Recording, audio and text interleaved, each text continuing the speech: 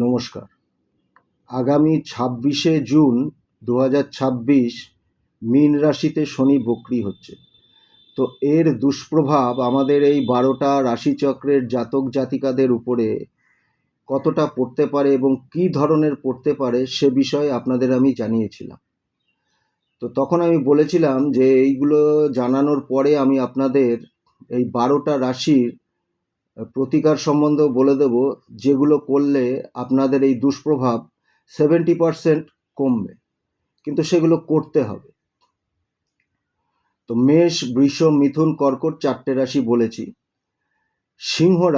সিংহ রাশিকে বলবো আপনাদের ঢাইয়া চলছে, ঢাইয়ার এফেক্ট আপনাদের বাড়বে।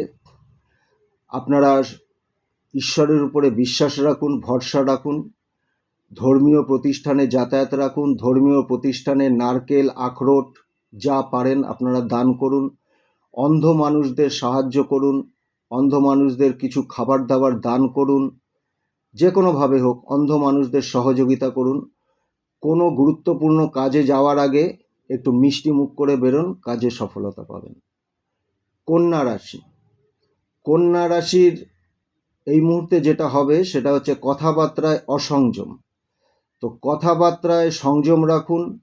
কথা যখন বলবেন আপনি এইটা মনে রাখবেন যে আপনি যার সাথে কথা বলছেন সে যেন আপনার কথায় আঘাত না পায়, আপনার সামনের মানুষটা যেন আপনার কথায় কষ্ট না পায়। দুর্গা সপ্তশতী পাঠ করুন, যখন সময় পাবেন দুর্গা সপ্তশতী পাঠ করুন, 4টে করে শ্লোক প্রতিদিন দুর্গা সপ্তশতী পাঠ করুন।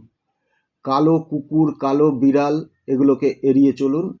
বাড়িতে এখন কুকুর বিড়াল যাদের পোষার নেশা আছে, এখন কুকুর বিড়াল বাড়িতে কিনে আনবেন না, পুষবেনও না। তুলা রাশির মা বাবার সাথে সম্পর্কের হানি হতে পারে, মা বাবার সাথে সম্পর্ক ভালো রাখুন। মা বাবার দেখা, মা বাবার নির্বাচিত পাত্রপাত্রীকে বিয়ে করুন, পাত্র হলে পাত্রী, পাত্রী হলে পাত্রকে বিয়ে করুন।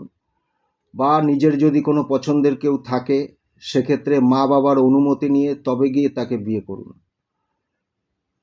সাংসারিক জীবনটা দেখবেন ভালো হবে। কোনো ধর্মীয় প্রতিষ্ঠানে যেখানে বিনা পয়সায় মানুষকে খাওয়ানো হয়, ভান্ডারা হয়, সেখানে বাসনের সেট দান করুন। বাসনের সেট যদি দিতে না পারেন, যা আপনি পারেন আপনার ক্ষমতায় যতটুকু কুলায় অতটুকু রান্নার জিনিস দান করুন, উপকার পাবেন। বৃশ্চিক রাশির আপাতত যেটা করণীয়, কারো থেকে বিনা পয়সায় কিচ্ছু নেবেন না, কোনো রকম দান গ্রহণ করবেন না। মাঝে মাঝে গরিব মানুষকে কিছু খাওয়ানোর চেষ্টা করুন, গরিব মানুষকে অর্থ সাহায্য করুন, যার প্রয়োজন তাকে কিছু খাদ্যবস্তু, কিছু অর্থ সাহায্য করুন, ভালো থাকবেন। অশ্বত্থ গাছ কাটবেন না। বাড়িতেও যদি হয়ে থাকে এই মুহূর্তে অশ্বত্থ গাছটা কাটা দরকার, আপনি নিজে হাতে না কেটে লোক দিয়ে কাটাবেন। বাড়িতে বড় ভাই যদি থাকে, বাড়িতে যদি না থাকে মাসতুতো, জ্যাঠতুতো, খুড়তুতো, যে কোনো বড় ভাই, তাদের সাথে যোগাযোগ রাখুন। মঙ্গলবার হনুমান মন্দিরে সিঁদুর, চামেলি তেল দান করুন, ভালো থাকবেন। নমস্কার, আজ এই পর্যন্তই।